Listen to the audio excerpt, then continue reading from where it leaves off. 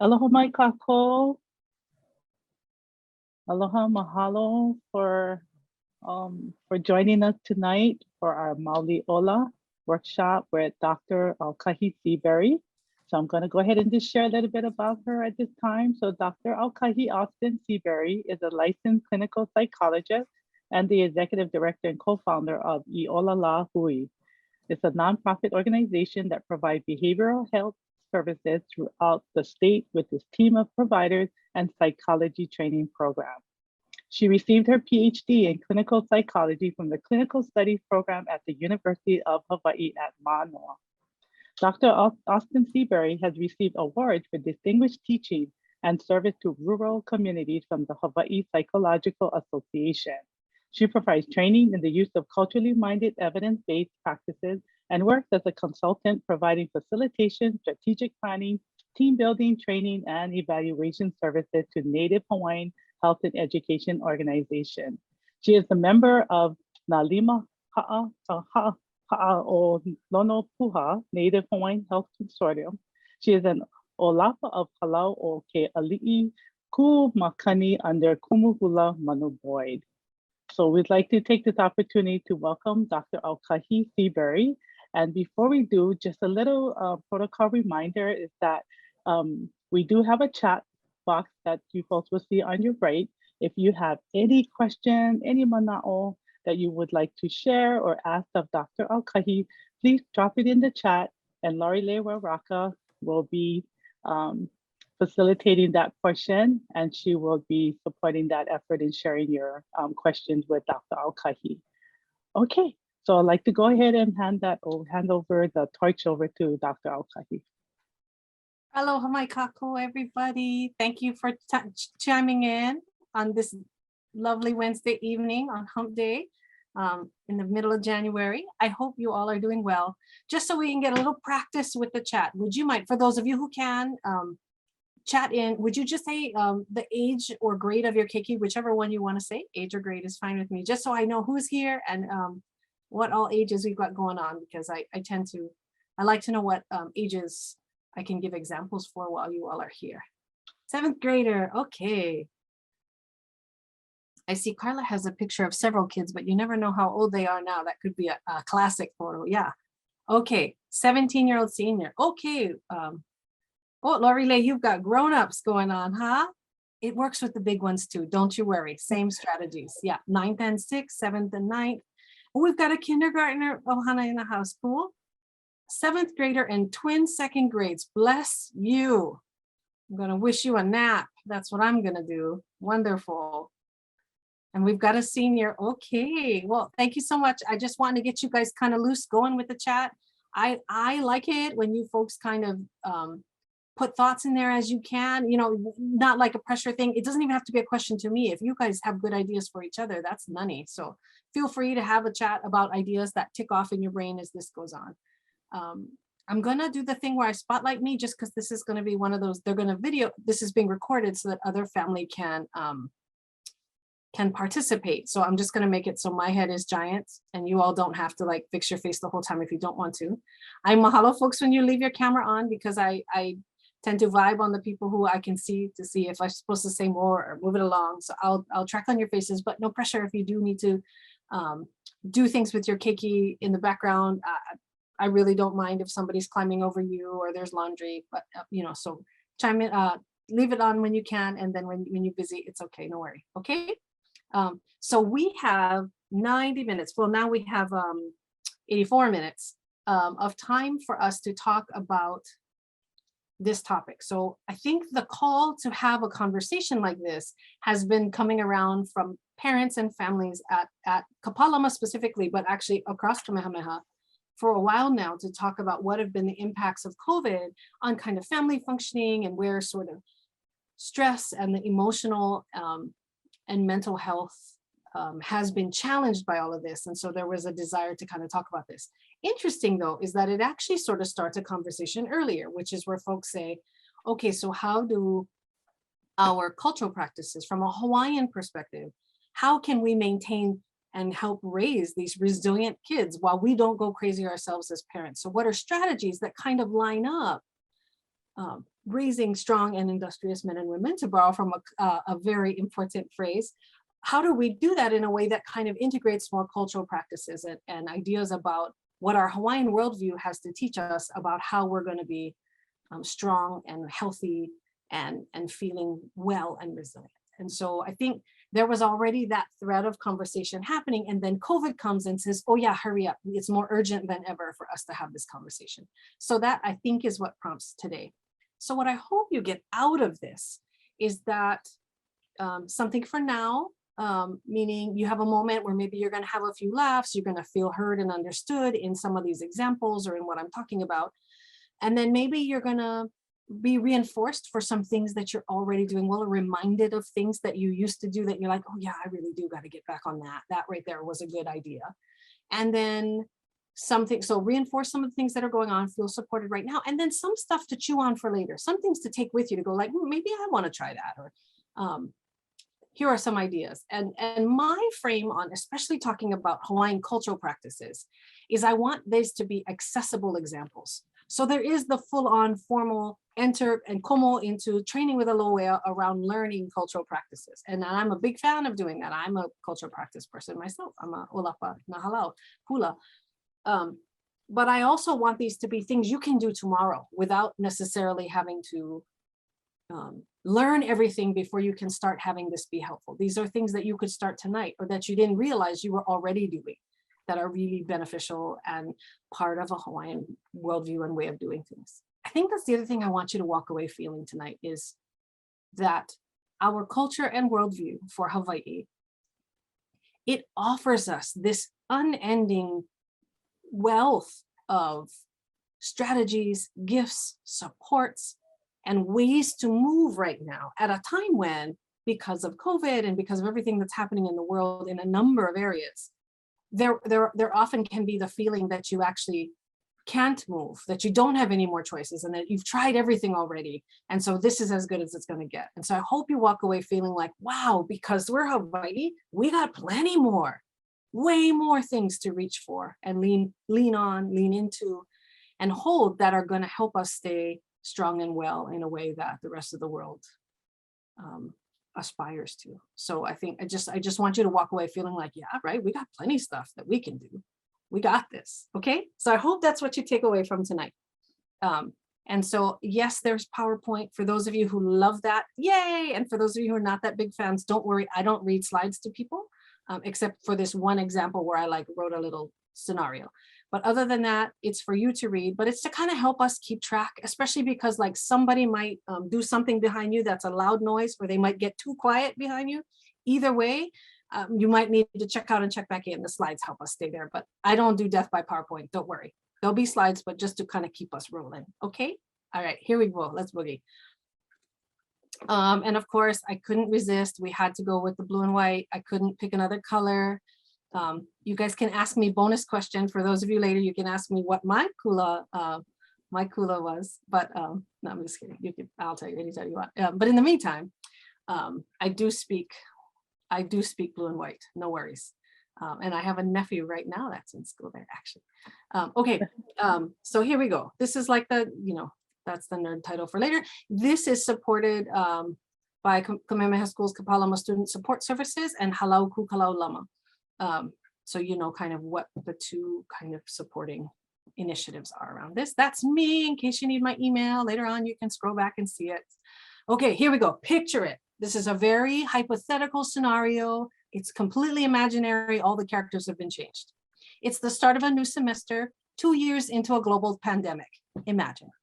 You and your family have made it through many challenges and stressors. At the end of the last quarter, you and your keiki had found a rhythm, a new normal that was working okay for all of you. You figured it out, you were rolling.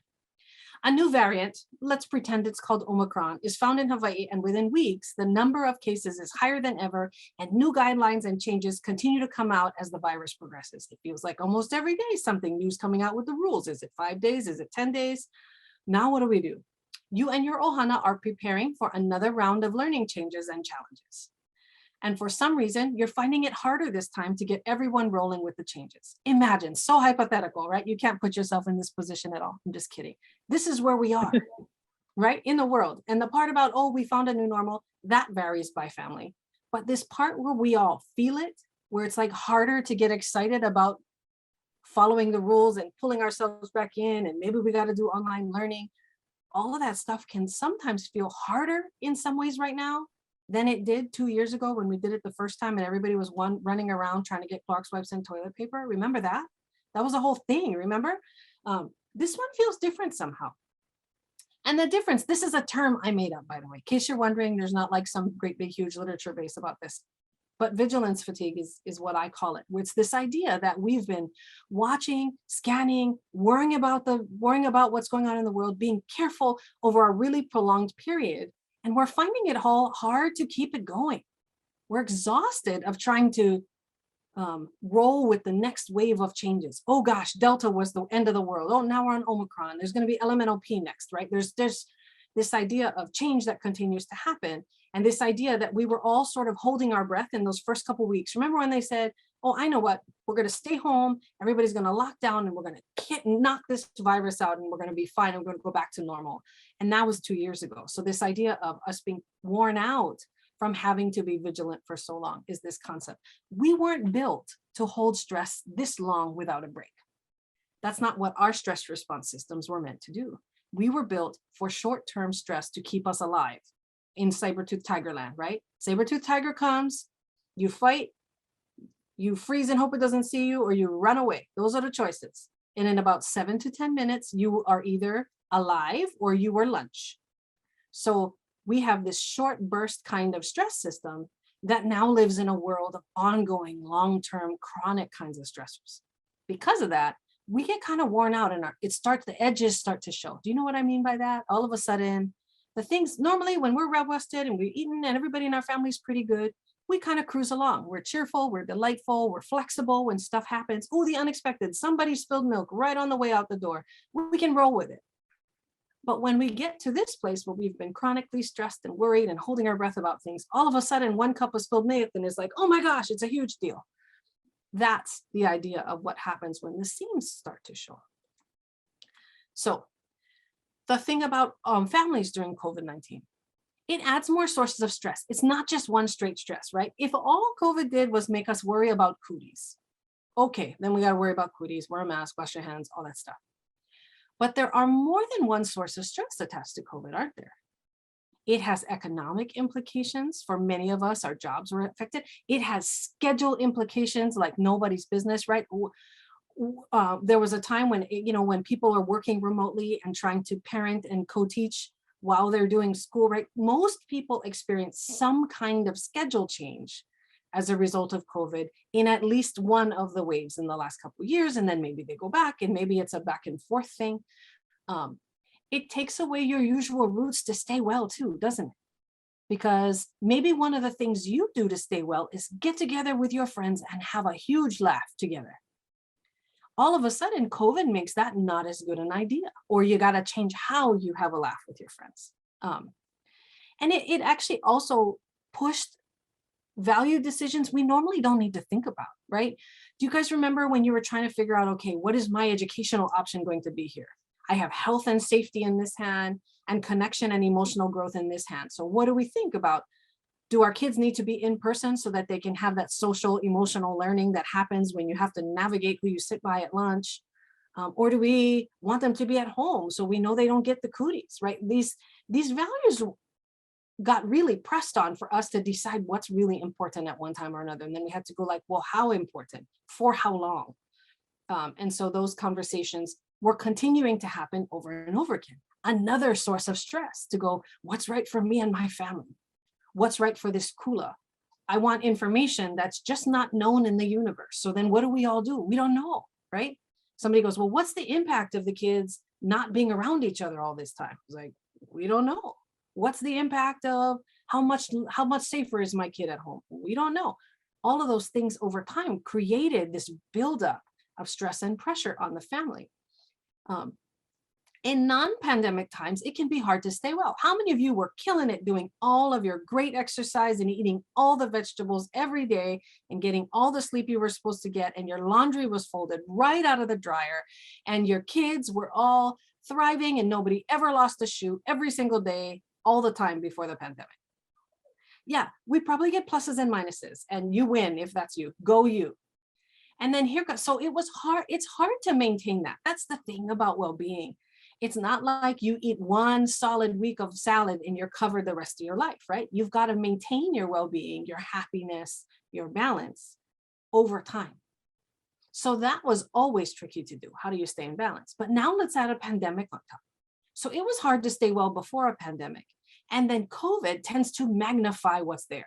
So for some of you, you may have found that you loved being home together, that you as a family blossomed when you were working remotely and your kiddo was on their laptop sitting right next to you and you sang Kumbaya and it was perfect all day, every day. You might have found that for you, that the things that you love about your family, turns out you actually do think they're funny and you like them. But we also know that this put pressure on the seams that were already there. So if, let's say, 2 adult members of the household really disagreed about how often the bathroom needs to be cleaned, and now everybody's using the bathroom all day long, we're going to find out more words about how much we disagree about things because we're all in the same space. So COVID magnified the love and the wonderful, and it magnified the pressure and the stress and the places we don't agree.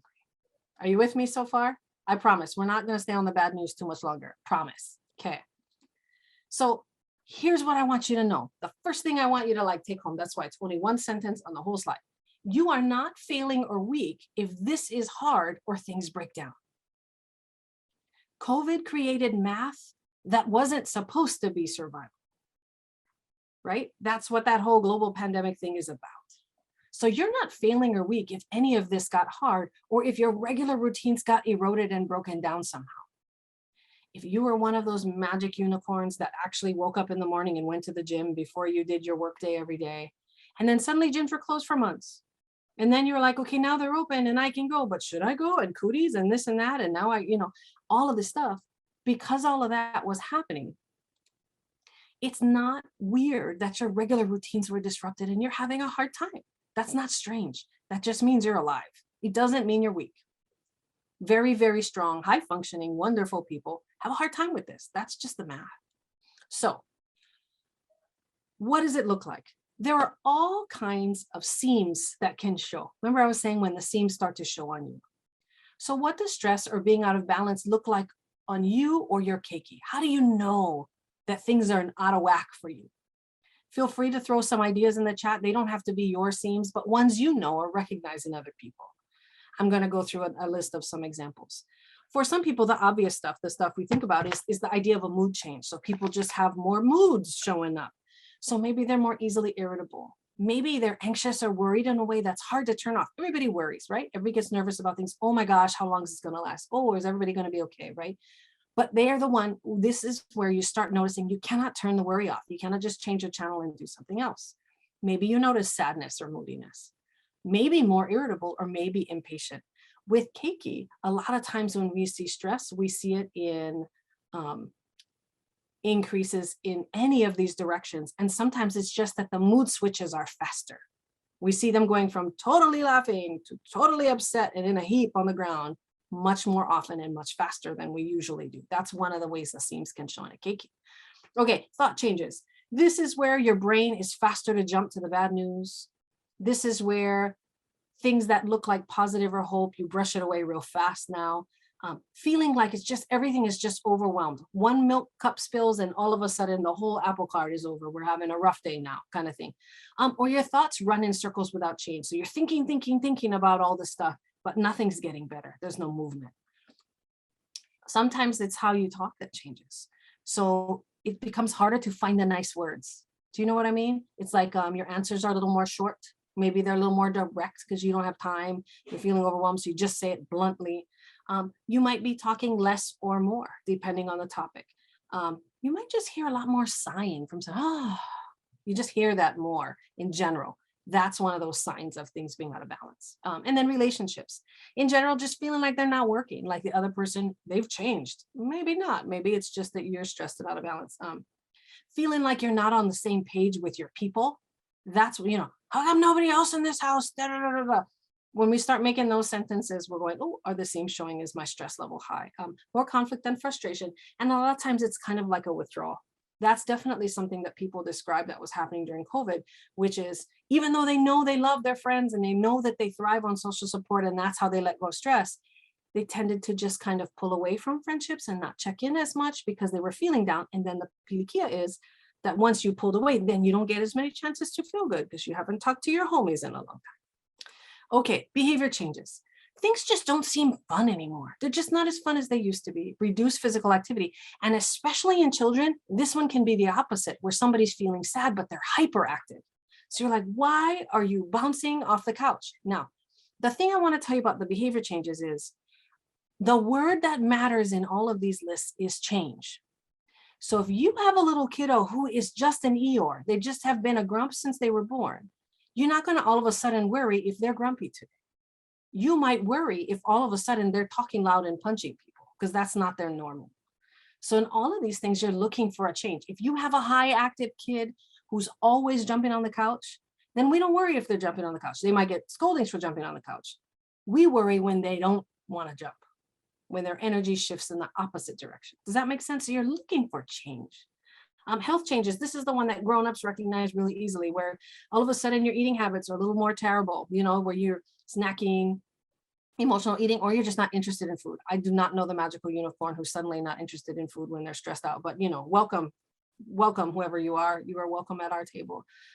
Pass me your double stuffed Oreos. I'll eat them for you. Just kidding. Okay. Sleep disturbance. So this one is one of the signs that most people across the world recognize as a sign of stress or disruption. So having trouble falling asleep or staying asleep is one of those signs, especially when it's because your brain won't stop the circle thinking we were talking about. Increases in substance use. I know there were lots of memes and jokes about alcohol sales going up in the beginning of COVID, but this is one of those ones where people tend to seek soothing in a lot of different ways, and some of them are not as healthy as others.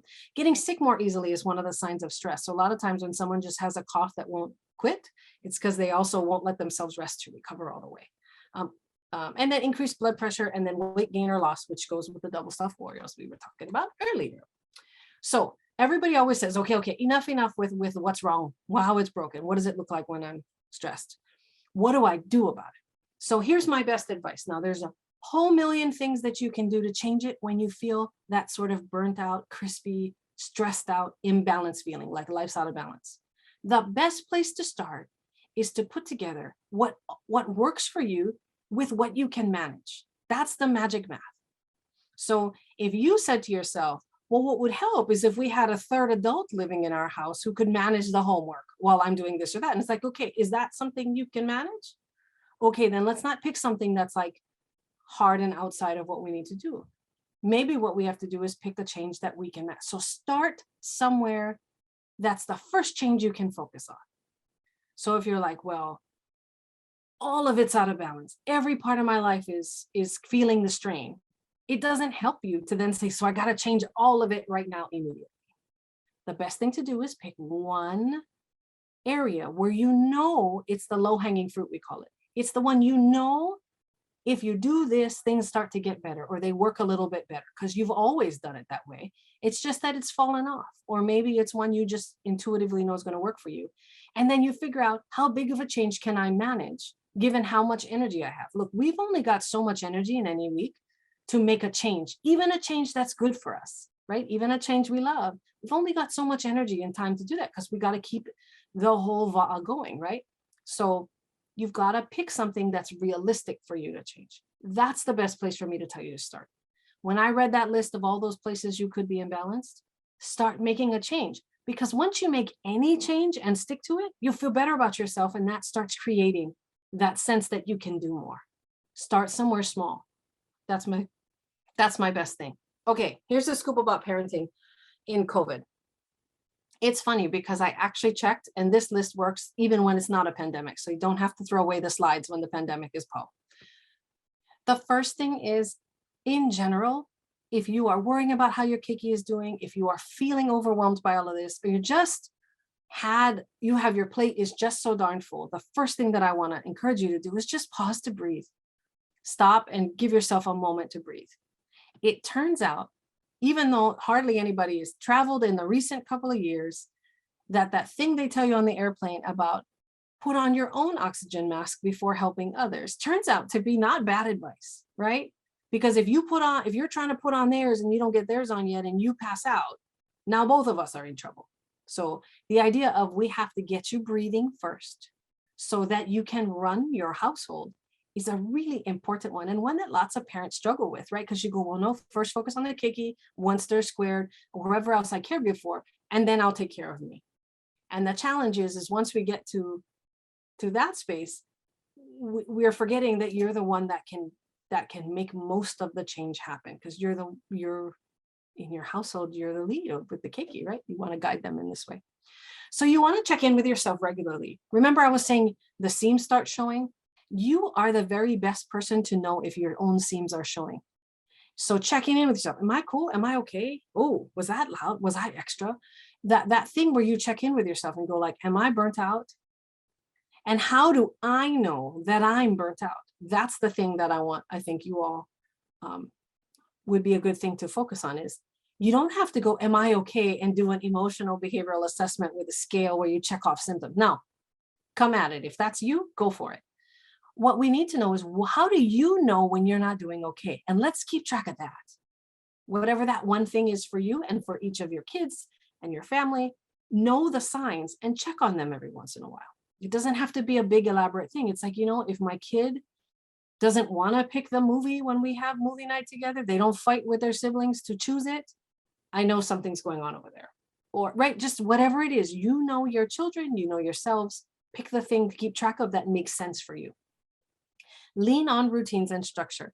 This is one of those things that is harder in COVID, but super important. This idea of like your regular routines probably got disrupted somewhere during the middle of this. And maybe you're back at your regular routine now, and maybe it's disrupted again, maybe not, hard to say.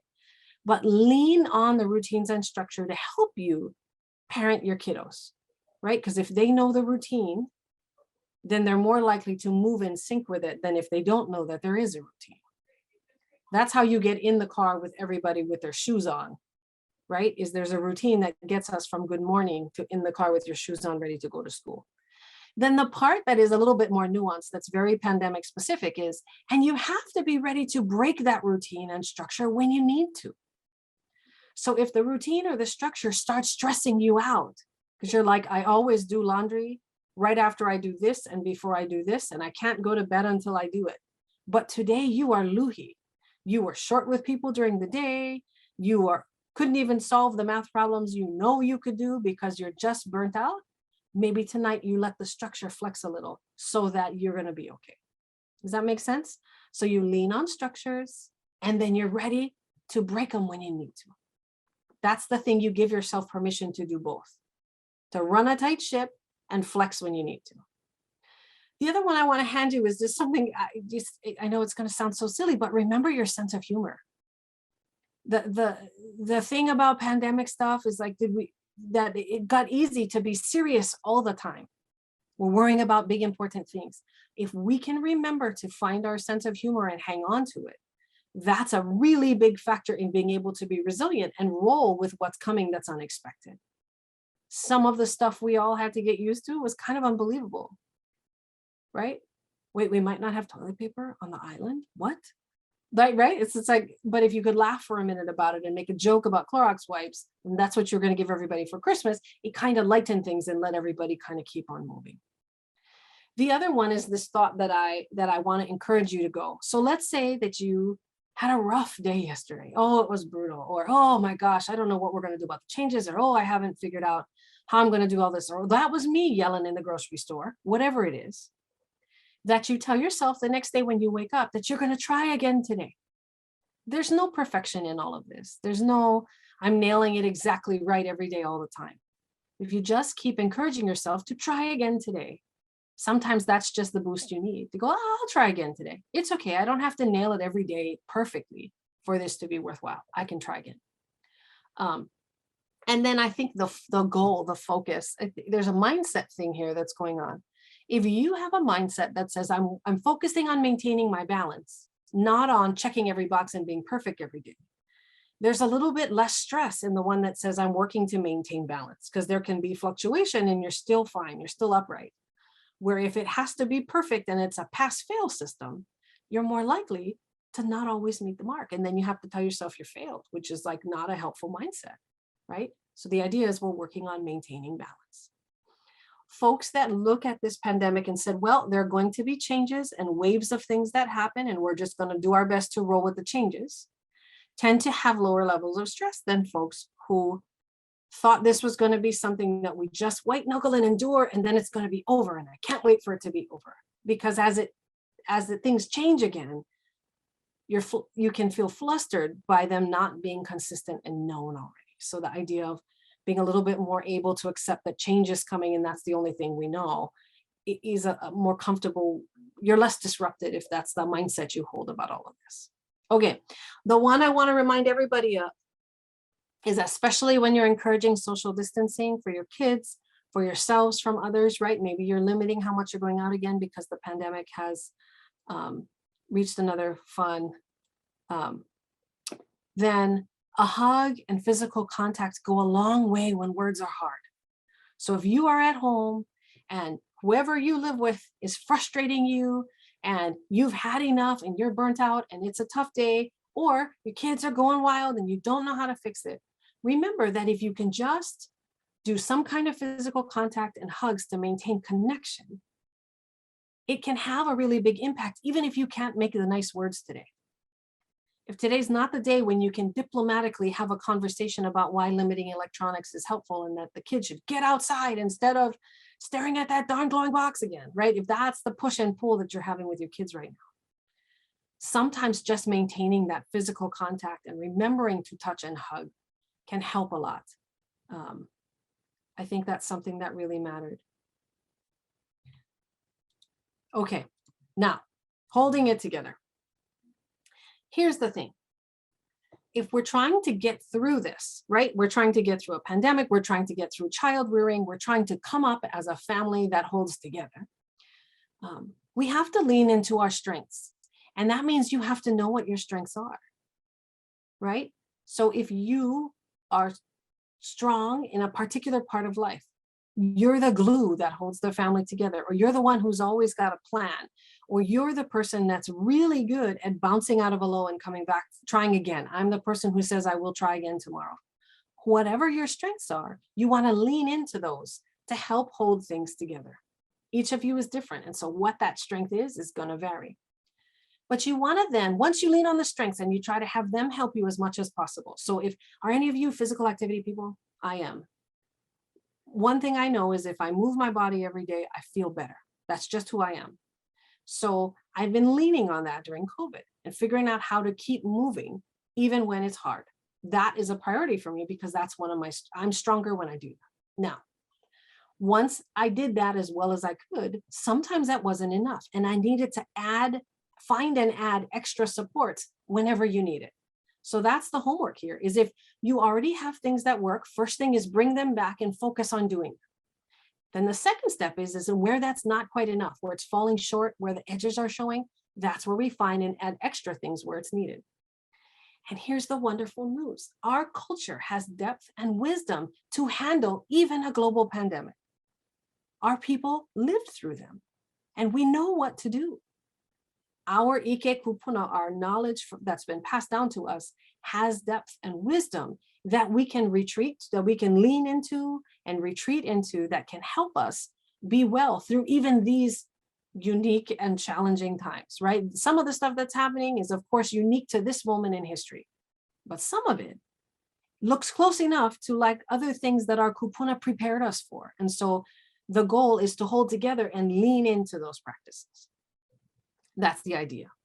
Okay, so here's the wisdom in one handy dandy little drawing. Many of you probably have seen this before. This is not my wisdom. This is the wisdom. If I had to pick one image that I would say describes a Hawaiian view of health, this is what I would say. This is well-being in one snapshot. And it's okay that akua is top here, but really the thing works no matter which one is at the top. But the basic idea here is that akua means akua, which could mean a god, the gods, the ancestors. It could also just mean your emotional, mental, or spiritual self. Aina means physical, like the land and the kai and the vai. So it can mean the natural elements, but it can also mean that which feeds you. And then kanaka. Kanaka is the person or people, right? So if we're thinking of this as balance within one person, then we might be talking about how their spiritual self and how their social relationships and how their behaviors all fit together to maintain balance in one person. The other way to look at this is in the whole natural order of things, that when there is balance between people and the land and akua, we are well. And when one of the sides is weak, so let's say the connection, let's make this a person for a moment, right? And we say, oh, there's pilikia in the person's behaviors and in the spiritual, how they're connected to land. So they haven't been outside of 4 air-conditioned walls in 3 years. They haven't been in the ocean. There's an imbalance there that's part of them not being well. But the balance between these 4 areas, anytime one of them is bent or imbalanced, you either have to straighten it out and restore that connection, or you strengthen the other 2 and that can help the third one be fine. This is how we find health and well-being. Let me show you an example, okay? So the health is the balance. Oh, good, I already said this. Good. Okay, so here's one way that I talk about it. If we want to maintain balance, one of the things from a Hawaiian view that we can do every single day is engage with a natural element. What do I mean by that? That sounds very hocus pocus. What do I mean? I mean, every day intentionally let the sun hit your face or feel for just one moment where the wind is blowing from.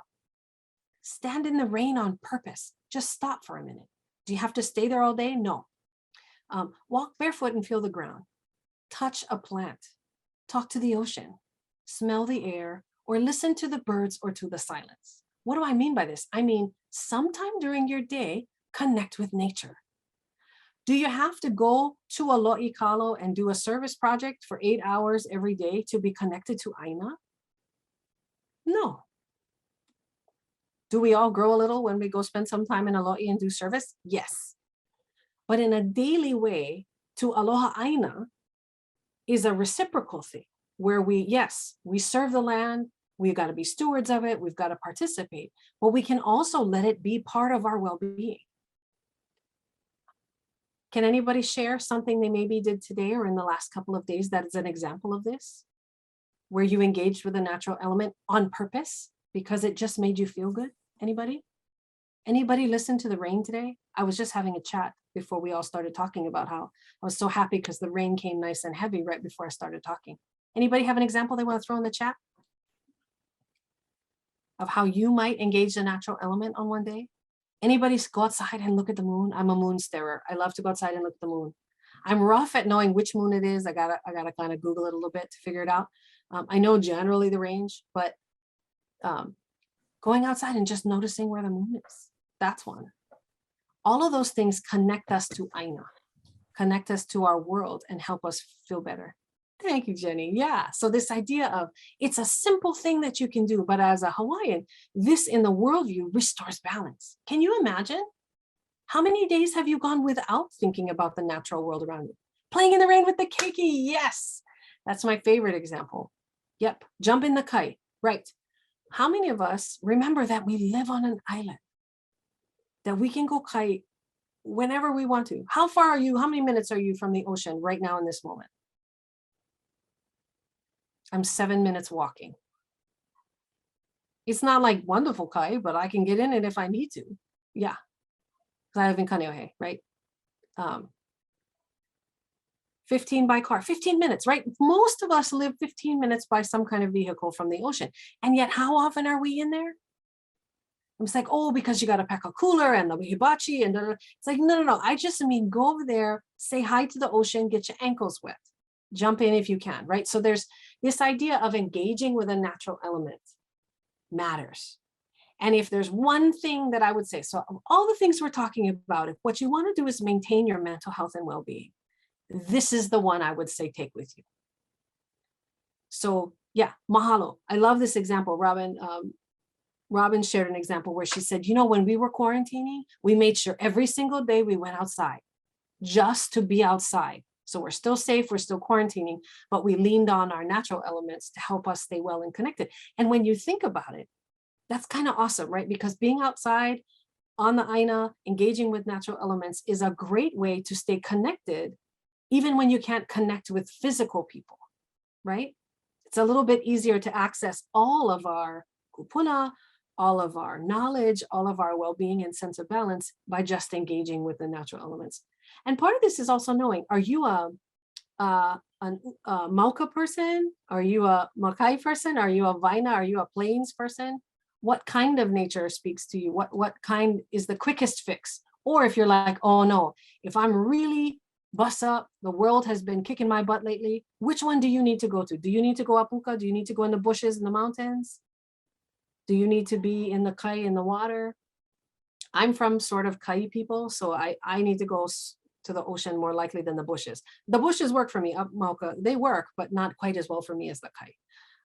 But definitely kind of knowing which one you are really also matters. Okay, so the first place we're talking about that balance in health and well-being is to say, engage a natural element on purpose every day. Looking at some of these examples, how long does this take? This is like maybe a 2-minute situation here, right? Maybe. Now, you can also spend half an hour or 2 days, whatever it is. But if we're talking about, do I have time in my very busy, packed full life to do this? Yep. If you make this that one thing, remember I said, pick the one you want to change and then pick something that's doable. These can be very doable. And that's the thing, is I want to hand it back to you to go, and you know which one you could pull off and which one sounds like, no, I don't like being hot. I'm not going to go let the sun hit my face. I'm sweaty. It's like, okay, then maybe you're a moon starer, right? Or maybe you're going to go outside when it's raining. Or maybe you're just going to feel the wind through your window. Maikai. Yeah, especially our townie folks. Okay, spend time in spiritual spaces. I picked ones that are spiritual spaces for me. This is one of those things when we looked at that triangle and we talked about Kanaka and Aina and Akua. A lot of times when we think about Akua, we think, okay, does that mean church? For some of you, it does. Does that mean being someplace that makes you feel connected to spirit or to your kupuna? Sure. Whatever that means for you, what we know is that's the one that people are kind of like the least comfortable with sometimes talking about with one another. How do you tend to the spiritual side of yourself? Whatever that looks like, however that works for you. Taking care of that is one of the things. If you strengthen your connection to your spiritual side, that helps you to be able to stay well in a bigger way. It gives you more to do. And so spend time in spiritual spaces. That's a really big one. That's a kahuli, by the way. If you ever learned a song about a kahuli when you were small, perhaps? With your hands going like this? Yeah, okay. I found one. This is up where Oahu is cold. So just wanted to share that's where that is. Okay, so do your cultural practices. If you have an ancient hula book or you took an Oli class and you got to dust that guy off, engage in cultural practices. This is actually quite a important one. You want to do cultural practices that are yours. It almost doesn't matter which one, as long as you pick it and then engage with it. Especially ones where you make and create things, where you practice the protocols of it, where you do the pule that are appropriate to that practice. Find an online option. There are way more options for initiating new cultural practices than there ever have been. And there's been a real effort in the last several years to invite people more into sort of demystifying some of our cultural practices, like pule and oli that are shared that people can use for many purposes. And there's ways to find them and learn them and then use them in your daily life. Okay, so why do I say that if you want to stay mentally healthy, you want to maintain your mental health, why do I say do a cultural practice, right? If all the things that I could have talked about tonight, why is this one that I say so? Well, because it contains in it our whole way of viewing the world, right? This engaging in cultural practices contains the way you view the world. So most cultural practices have a lot of repetition and structure, right? When you're new to a cultural practice, name one, lauhala, you only get to make bracelets and fans till you figure that out, right? Hula, you only learn kalakaua hey, you know, it's you got it together and you don't get to dance outside until you get your vavai together, right? Repetition and structure are a big part of learning a cultural practice. It connects you to kupuna in ways that you don't even have to necessarily like be explicit about, but you learn our view of the world this way, and it also helps you, right? Because you learn the ways that they move. It gives you the lessons and wisdoms when and how you can receive it. For those of you who are cultural practitioners of any kind, right? You get hit with an aha sometimes that you weren't even looking for. You were busy just trying to remember the words to your Oli, and there you go. The gifts and the wisdom that's embedded in all of that, just it never stops happening. And so engaging in cultural practice on a regular basis is a way to get that steady feed of support whenever you need it. Cultural practices often put you in uncomfortable positions, so they help train you to tolerate discomfort, right? I don't know any cultural practice where you don't have to figure out how to hold a specific position that's appropriate, or posture that's appropriate to doing that one. There's a way you carry yourself when you chant. There's a way you sit when you make kapa, when you kapala. All of them have in it needing to learn how to tolerate and sit with discomfort. I think that's one of the gifts of it. It's not an explicit lesson, but there it is. It also gives you somewhere else to go. What do I mean? I mean, when you are feeling overwhelmed, when you feel like your job or parenting or whatever it is, the expectations of living in this world, right? Or maybe you're frustrated because of what's happening with water rights, what's happening with our Aina, what's happening with our Mauna, that those things feel overwhelming and you've just had enough and you're frustrated and burnt out. Cultural practices teach you other places to go mentally and spiritually. They give you a place to run to for new inspiration, for solace, for safety, for courage, right? They give you all of these things without you even having to ask for them. And that's why I'm like, if you've got, remember I said first little bit of energy, if you're going to change, engage a natural element every day. If you have the other kind of energy, we're like, no, I'm serious. I want to be well in a long-term way, engage in a cultural practice. By the way, that's my kumu sitting on the ground making gigantic lei, but engage in one. It doesn't matter which one. It doesn't even have to be a Hawaiian one, really. As long as it's a traditional practice of someone, you will likely learn these things. But of course, I'm a little biased. And I think the Ike of our kupuna in particular have lots of gifts to give. And so in this space, all my examples are from Hawaii. Okay, Pale Ohana practices. How many of you thought I said this is only for light-skinned families? Peo Ohana, just kidding. Pale Ohana practices. What's to Pale?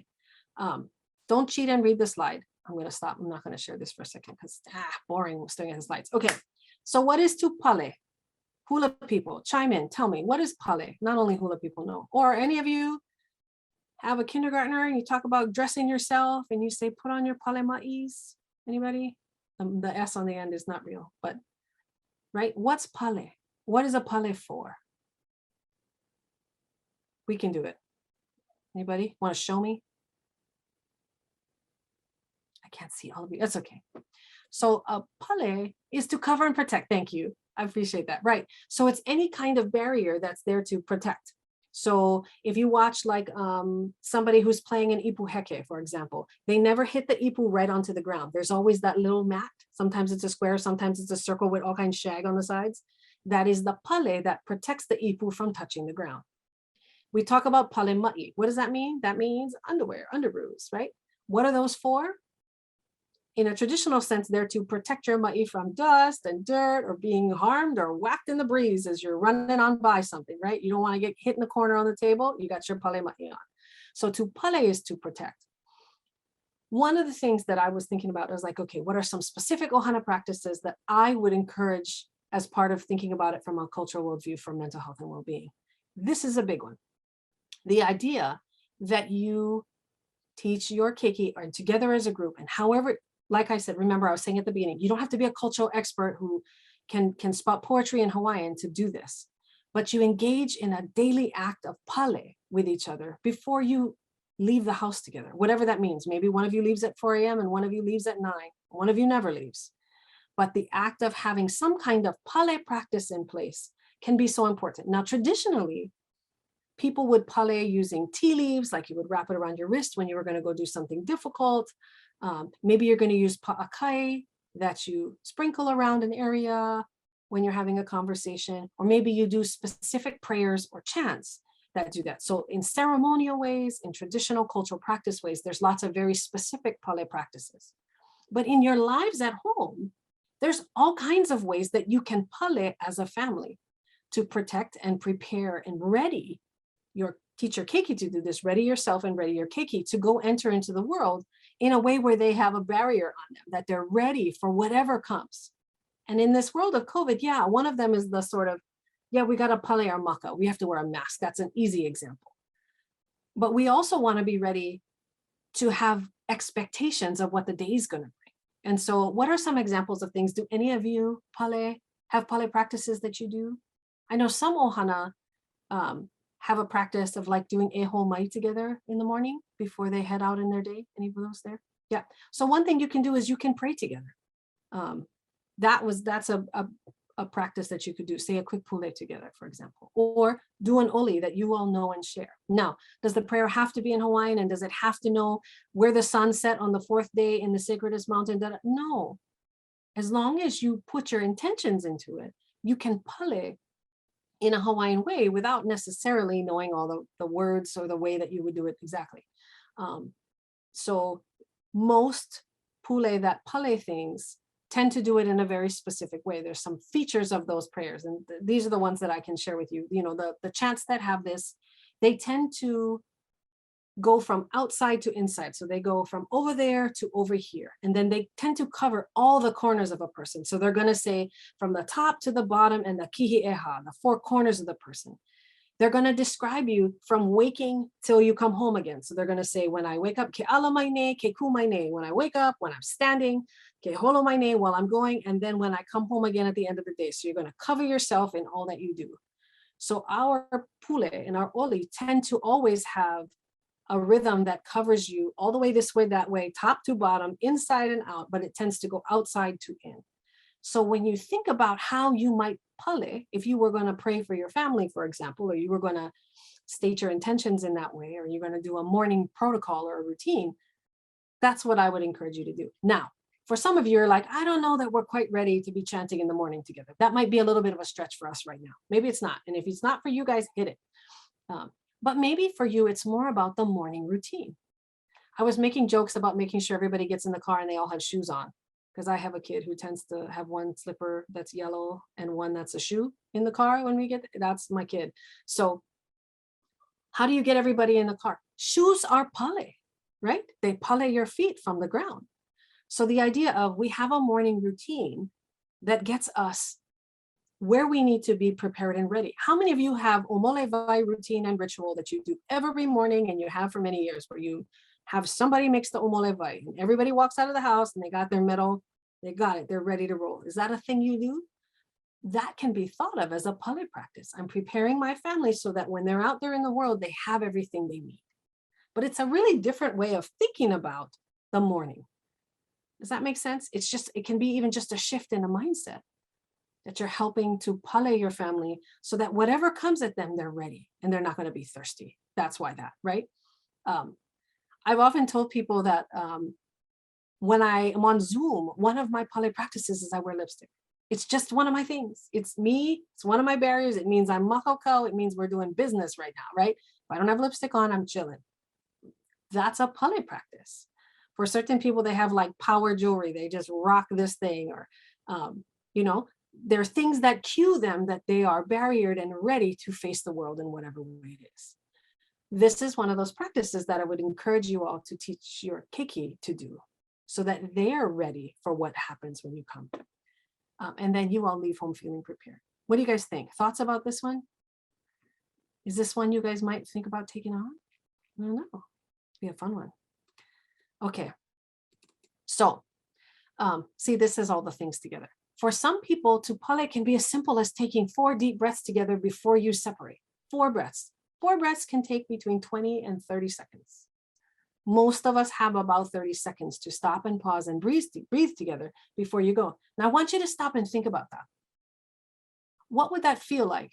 It's morning, regular morning, not like first day of school, high energy morning, but regular morning, right? Kana luhi.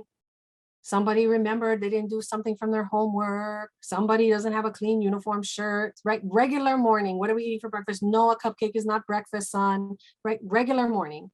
What would it do to stop and go, okay, before we go out the door, let's take 4 breaths? What would that do? Ideally, it would shift your energy a little bit from hurry up, oh my gosh, to ready and holo, right? Especially setting intentions for the day on big days. Now, what is a big day? You define a big day. A big day could mean something great is going to happen. I'm going to be very challenged. I have a gnarly meeting coming. I have work that I know I need to do today that I just like don't feel like doing. So I better get my brain on in the right way. Whatever it is, however you define a big day, setting intention like this can set you off to have a good day. Does that make sense? So this is to teach to pale before you engage. Now, most of your cake, well, you're at Kapalama, so they learn some of the cultural protocols. Yeah, ready and holo. Thank you. Yes. So this idea of learning the culture, the protocols you do before you start something, right? Why do we pray before we eat? Why do we pray before we eat? Maybe it's because we want to mahalo the hands that prepared the food and all of that, but it's also to ready ourselves for what's about to happen. So when we have big important meeting, there's cultural protocol before you do something significant, and then you also pull it to close at the end. So this idea of doing the pale to ready yourself before you get started is a pretty important cultural concept. And so let's think about how that might fit, but in a way that suits your family. It doesn't have to look like everybody else's looks. This is absolutely one of those things that like, this is from your ʻOhana and your energy. So what does this look like? You know, for my kid, it's like a knuckle bump. We do that, you know, I don't know, that's what we do. Or, you know, my husband, he's like, I don't know, they have like a guy energy, the two of them. And so they, you know, they're making fart jokes in the car and they just have to laugh together, but that starts the day off right. That kind of a thing. And I'm like, okay, that's how you guys roll. That's part of his pale. All right, this must be a guy thing. I don't get it, but right on. All of those things help your keiki know that they are prepared and ready from your ʻOhana to be sent out in the world. And that's a good thing. Okay, so maybe are we digging on pale? Okay, so what are some other cultural practices that we could talk about that you could incorporate in the same way? So whenever I talk about pale, I also talk about ho'oku'u. So barrier, pale is to protect and bury yourself. Ho'oku'u is to let it go. So in the course of any one day, stressors come at you, right? I'm going to talk to just the adult part, but this is also true for keiki. So stressors come at you, things you worry about. Oh, that's going to be a rough meeting.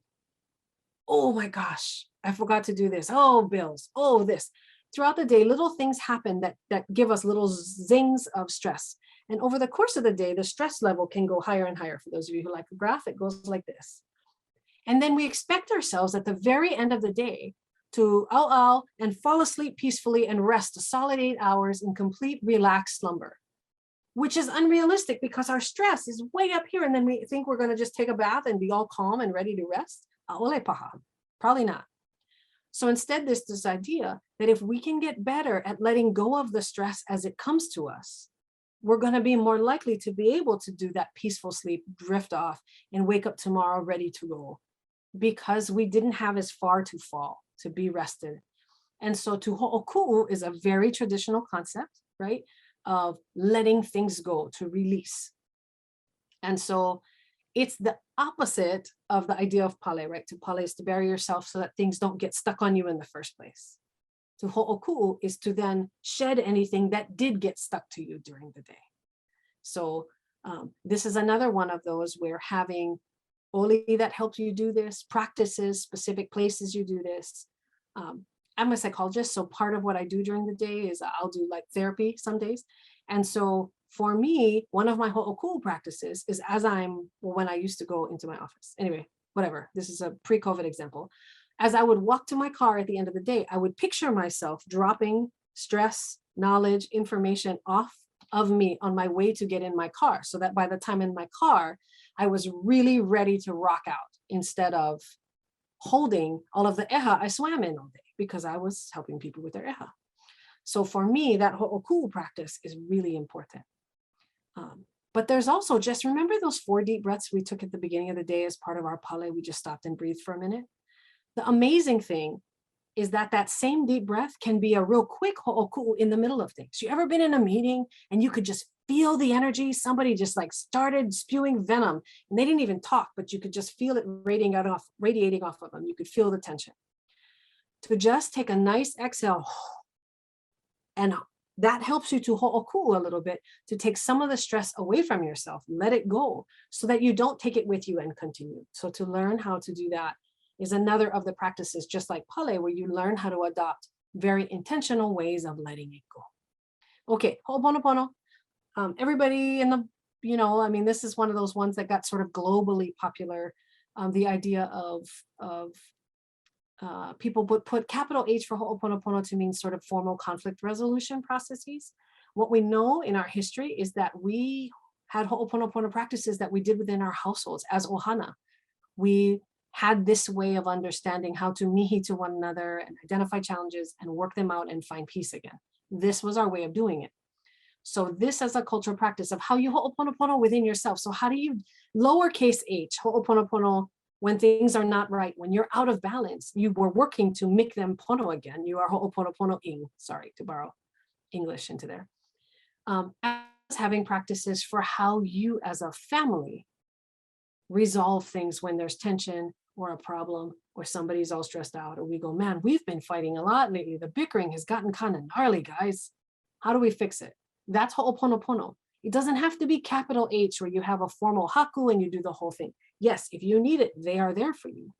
But the first practice is the one that you do in your house where you address concerns as a group and you have a way that you do that. That's another one that maybe folks can think about picking up. And then the last of them is lomi lomi. So this one, again, we think of this as a formal thing. You go to someone who is trained in the discipline of lomi lomi. The thing is that remember when I was telling you at the beginning about how COVID stress can make it so that sometimes it's hard for us to find the nice words. And when we're struggling to find the nice words, sometimes just physical touch or a hug can mean so much and convey so much positivity, even when you don't have the words. Lomi lomi is like that.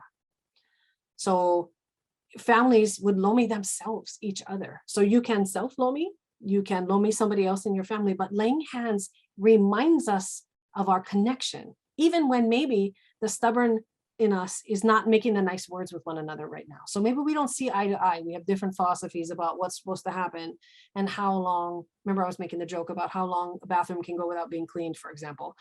Maybe we don't agree about that and maybe we're going to bicker and we're going to argue.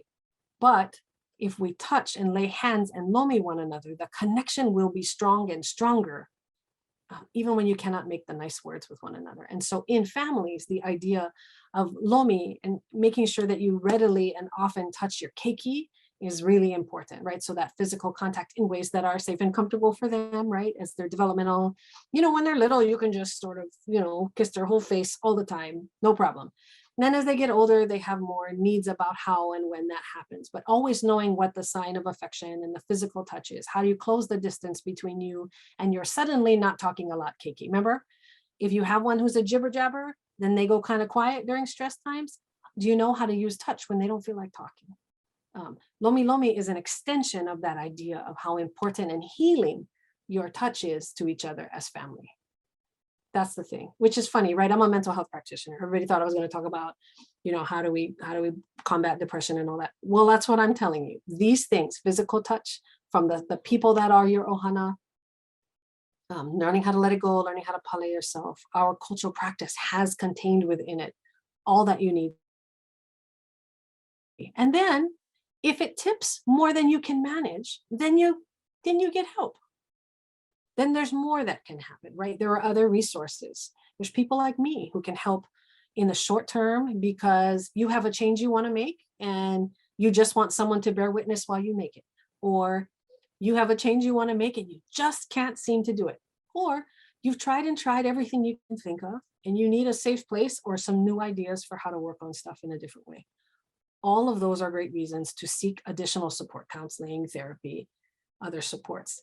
And leaning into cultural practices and doing all of these other things are absolutely things that you can do to stay well and restore balance whenever that triangle gets bent. Remember I said, if any one of the sides of the triangle gets a little bent, working to restore it again is the first place that you're going to find mental health and emotional well-being. And then, yeah, if you need a little tweak here and there, that's what we're there for.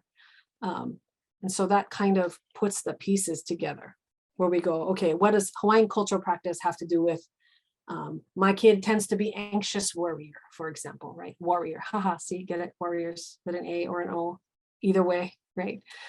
So they're a warrior who worries. What does this have to do with that? Well, remember when I was talking about how engaging in a cultural practice helps you learn how to tolerate discomfort? Sometimes kids who worry a lot, what they have to learn how to do is let themselves sit through the worry to know that it's actually okay. They don't have to take action to solve every time they worry, that it's okay to just sit and let it be until they find a little bit more peace. Or you teach them to pale themselves so that they feel more centered and calm before they start their day. Or you teach them how to ho'oku'u, to let go of worries as they come up, so that at the end of the day, they're not all tied up in knots and anxious and you know, picking at their nails and having headaches. So all of these pieces can fit together with the concept of mental health and well-being. And they all do. That's the awesome thing. Remember, I was saying our culture is full of stuff. This is only the first sheet of things I thought of telling you guys about that our culture has in it to help us heal. One of the most powerful things I ever learned was about that in our worldview in terms of piko and things.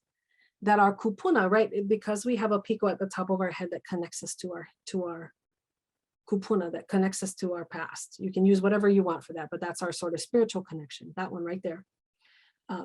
What it means is that you are never alone if you don't want to be. As a Hawaiian, you don't ever have to be alone again if you don't want to be. You always have people having your back.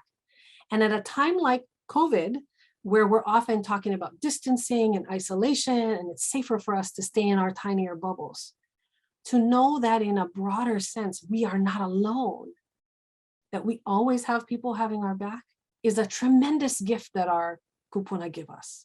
You're never alone if you don't want to be. Anywhere you go in the world, they have your back. Isn't that amazing? It's a wonderful gift of seeing the world that way and knowing that they're right there for you, that you're not walking through any of this alone.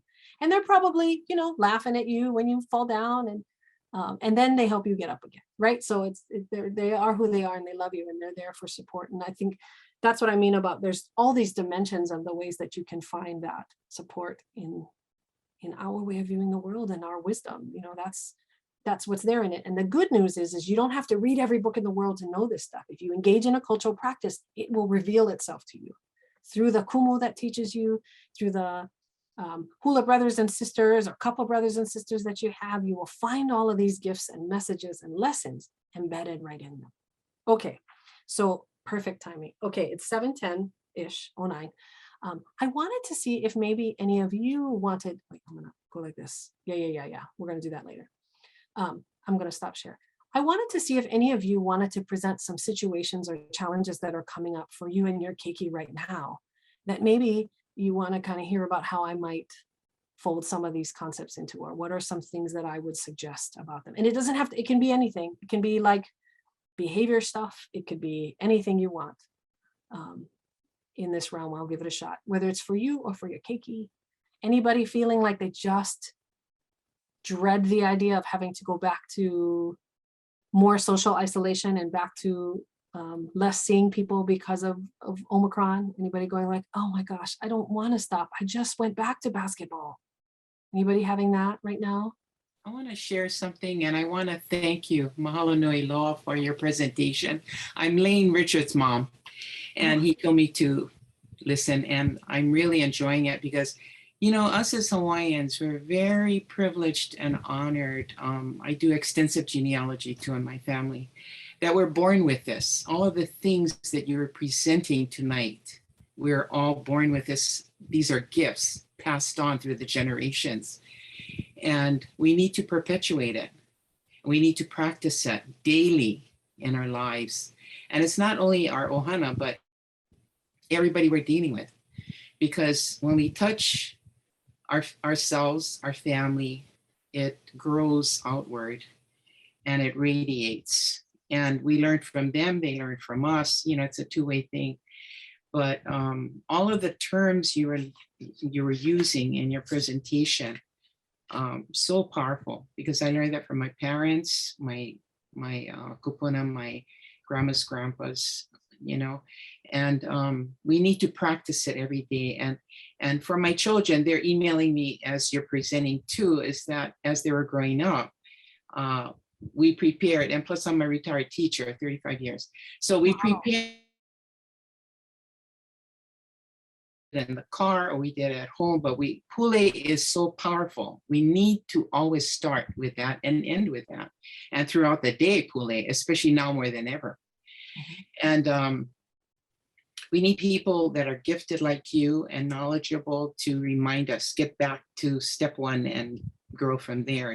Otherwise we get carried away with everything else going on in life and, all the problems, pandemics and everything. And we really need that focus. I was born and raised in Papakolea, and I belong to the Kupuna program and everything else I'm involved in. But, we structure our meetings too, and we always start with Pule, and we prepare, and they have slides like the way you're prepared tonight to present to us. And I keep all of that, and I keep reading it and referring back to it, because we always need reminders. And humor is really important too. I mean, I got the Portuguese side, the Norwegian side, and then a Hawaiian side, and it all kind of balances itself out in the long run of all of our ʻOhana. And lucky we have a little bit of every one, because that helps to make us more complete. But mahalo nui loa, my dear. Thank you. Oh, mahalo. Yes. Oh, yeah. Well, and it sounds like you're kind of catching my vibe there about, right, finding humor and finding the room to laugh is super important in this time when we can all take ourselves just so darn seriously. Because we have serious things to deal with, but if we forget how to laugh, then we're going to be all old and grouchy instead of joyful. Now, that's the thing. I love it when I hear, oh, the things you're telling me remind me of things I do. That's awesome. If the homework you get from me is to do what you already know works, but now you remember, that's a win, right? I don't want this to be something where you're like, I'm doing something wildly mysterious and very, very different than what I am. Because if you think of it as so different than you, it's going to be hard for you to see yourself still doing that next year and the year after that. Better you pick something you could start doing that you actually would keep forever. That's a better kind of change. So, baby steps. If tonight the olelo I used was like right at the edges of what you're comfortable with, there's terms you heard today you didn't know, but you knew some of them, might cut you. Next time, you'll have a few more and a few more. But we don't want to hesitate to try these things just because the sort of access to language is still growing right now. Lama, hi, please go ahead. Hi. Yeah, so thank you for the reminders of like going back to our Pico and doing simple things to like get grounded again. I guess my question is like, I'm afraid that we've been in lockdown basically for 2 years, and my child has not been able to like be a teen, and do the things we've done in high school. Sure. Yeah, I'm just afraid of that. And I don't know like what do I do as a parent to provide her those experiences. Right. It's a tough one. I'm sorry if I'm off topic, but you're not off topic at all. That's exactly the topic. And I had toyed with the idea of like, okay, how much do I spend time in each developmental frame about what are the typical challenges? So for adolescents in particular, so we get all the way up to sort of late middle and high school, one of their most important jobs, yes, I know they're supposed to be getting good scores on the PSAT. I know that they're supposed to be figuring out their life and knowing where they go to college and get good grades. Yes. The other thing that's supposed to be happening, we were talking about this way at the beginning, are those really important formative times to practice navigating social situations. Yeah. That's really, really important. And the idea that that's the age at which the focus shifts from ʻOhana exclusively, where your most important relationships are with your parents and maybe your siblings, to having the growing importance of the peer network. That's the time when that happens. And so for the kids who for the last 2 years are in that range where they are supposed to be collecting daily experiences of navigating who are they identity-wise in the world in reference to all these other people and all these other examples of what other kids are doing. That's why, that one about if so-and-so jumps off a bridge, are you going to jump off? This idea about like social referencing, it's really important at that age. So what do we do for the kids that are not there? Well, some think that the solution lies in online opportunities, right? So are they scheduling Zooms with their friends that already exist, right? So if they already had pre-existing friendships, are they maintaining those connections in ways that you can encourage and support? And then there are the ones that have to do with, okay, but so much of how they grow might happen when they're just a little further away from mom and dad. And so this idea about like, how do I provide access for my kiddo to those opportunities without like sending them into a health risk place, right? At health and safety. Remember, we were talking about balance, their social emotional needs and their health and safety. How do I find that balance for our ʻOhana? There's a whole range of how people interpret what's health and safety looks like for a teenager. Some go, okay, we all have a little bit of flex that we can use in terms of how we interpret COVID safety, right? We all have risk of exposure. We know that. And so we spend it on certain things, right? So we go, oh, for me, it was most important that we see our extended family. So when I do flex, it's to visit my kupuna, it's to do this or this. And for other folks, it's like, no, it's the sports. The sports are really important for my kiddo. So we're not going to go to family gatherings, but I'm going to let them play sports, kind of a thing. So everybody decides what their comfortable looks like. For the teenagers, where you can cut some exposure someplace so that you can give them some of those opportunities, at that age, that's what they prioritize, right? Is time with the peers in some way. So what are the safest ways? Virtual and telephone and the thumbs and the texting. But we also know that prior to COVID, those were the very things that we didn't want them doing as much of, because that's where mean girls thrive. And that's where, you know, bullying is, cyberbullying, all this stuff. And so there comes the opportunity where, again, we're asking of ourselves as parents to pay attention differently. So that's why I'm like, I always resist strategies where it's like, well, what you have to do is give more, love more, and spend more time. It's like, well, yeah, but I'm giving all I can and I'm stretched to my limit here. So how do I reapportion, you know? And so thinking about how and where you flex to provide those opportunities is really important at that age. You were tuned in on the right thing. It's not an easy one though. It's not a clear prescription. Like, here's what you do. You put them in a rubber suit and you send them in the world and say, good luck. You know, no, it's not a clear cut answer. But I know that knowing it's important and making space for it is something that I think is the part you want to zoom in on. It's just, it sounds like you're tuning in about, okay, how can I make this okay? You know, because there's, you know, so you find what's comfortable for your ʻOhana and then you leave as much carving room as you can, because those experiences matter, right? You wouldn't want them to be propelled into, you know, suddenly they're 21 and they never figured out how to tell if somebody's sincere or sarcastic, you know, just because they didn't get to practice in the beginning or something like that. So it's a tough one. I don't know. Did you have other thoughts? Once I said that, did you have another thought? No, just reflecting on what you had said about like the pale and going back to the pico basically, and putting those different practices so that when she is out in the world, I hope those things pop up in her head. Pop in her mind, right? So can you imagine that you have this conversation about, did you do your appropriate pale for that situation? So then that allows you to have a conversation about like, okay, so out there in the world, you're going to encounter stuff that you know is not aligned with what our ʻOhana does, right? And that could be any number of things, right? That could be like, oh, I don't know, vandalism, or it could be substance use, or it could be being mean to somebody, right? There could be anything that like, they're going to encounter people who do stuff that's not lined up with what you would want your kiddo doing. And so teaching them about how do you have a pale, and then being able to have a conversation about, are you prepared for situations where somebody wants you to do something and you don't want to do it? Do you know how to handle that? It like offers you an opportunity to talk about that in a way that's not like, oh, you have to confess you're doing something wrong or bad. It's more like, well, I want you to be ready for whatever comes. So let's think about what those things might be and how you would want to roll with them. That also allows you to have conversations about relationships, right? And how do you have conversations with your partner about what you're comfortable with, and where are the boundaries for you when they don't line up with everybody else, right? All those conversations can come when you start with a conversation about pale in some ways, or they can all connect if you want them to. Let's say it like that. They can connect if you want them to. Thank you for that. No, mahalo, mahalo. Thank you. I thank you. Yes. So that idea of your kiddos are experiencing this situation just like they are the rest of life. As much as we might want to always be their pale, where we protect them from the hardest things and we provide them their safety and all those other things, they experience the challenges and stresses of this in their own ways. And their wisdom is deep, and so are the thoughts they have about it.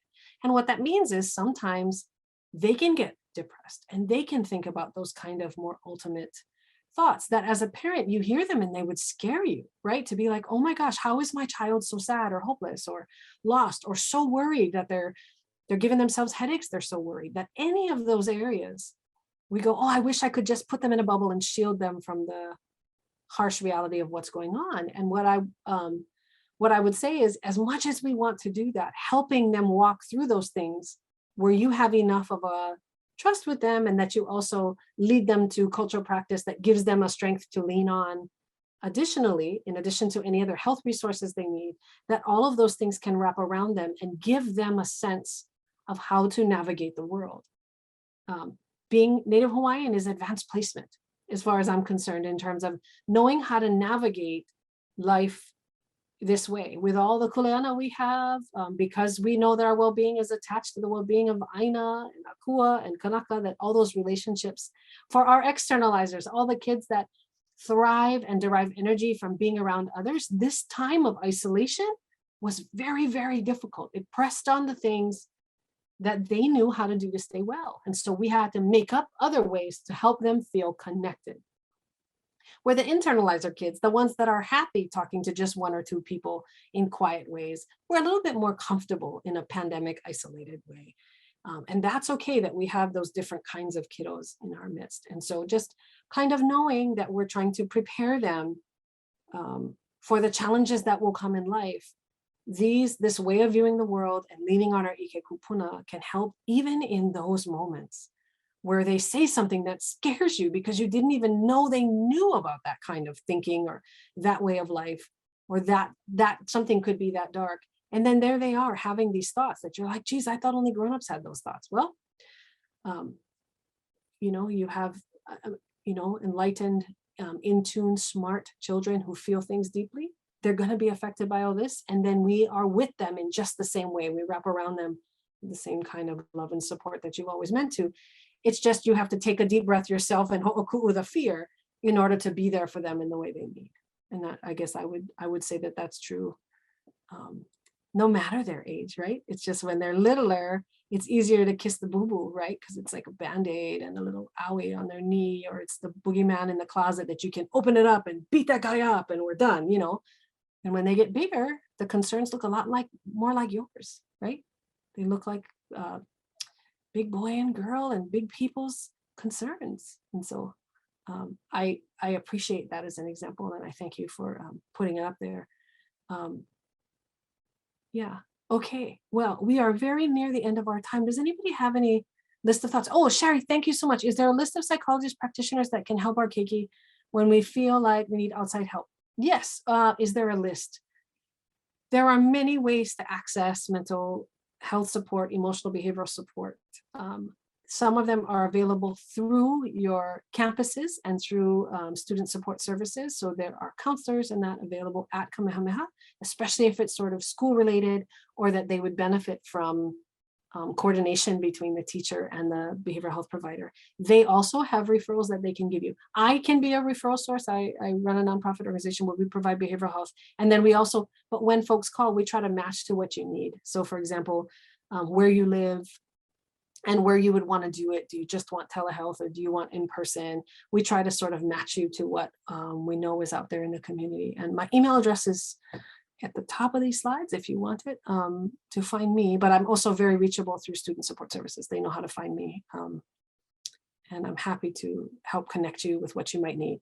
In terms of cultural healers, so for example, if you want to work with folks that do cultural or spiritual healing practices, I have some of that referral network that I can share, but there are also a number of other ways to access those resources as well. Ahahui Ona Kauka, which is the group of physicians that Native Hawaiian physicians, they have a running kind of connected network as well. And so if you find me, I will help you find what you need, but I'm also happy to encourage you to talk with student support services at Kapalama because they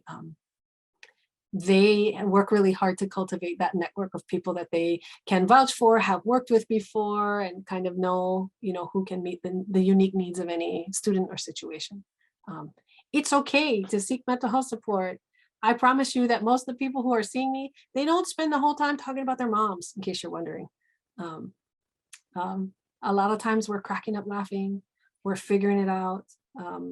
And sometimes we're crying, and that's okay too. We're Hawaii. We do all the emotions big, yeah? Anyway, all right. I thank you so much, everybody. I'm gonna leave it here. If anybody does want to stay on for just a couple of minutes or has a question, they don't want to be on the video recording, let me know. And also, just so you know, the video editing is gonna happen to sort of keep people's privacy. So there's not a lot of worry about that, about sensitive information. So just so you folks know, it's okay. All right. Well, mahalo nui, Dr. Aokahi, for joining us tonight. I just wanted to share real quick with our parents. I had dropped a link to our survey. We would really appreciate if our parents can go ahead and answer a few questions in our survey so that we can continue to provide awesome workshops like you both had tonight. So if you both are able to, please go ahead and fill the survey. And then I also will follow up with an email with the link again, just in case people have to dash off. So mahalo nui, Loa, for joining us tonight. We really appreciate all the valuable mana'o that was shared tonight by both Dr. Aokahi and our ʻOhana out there on the call who also shared their mana'o. We really appreciate that. Mahalo nui.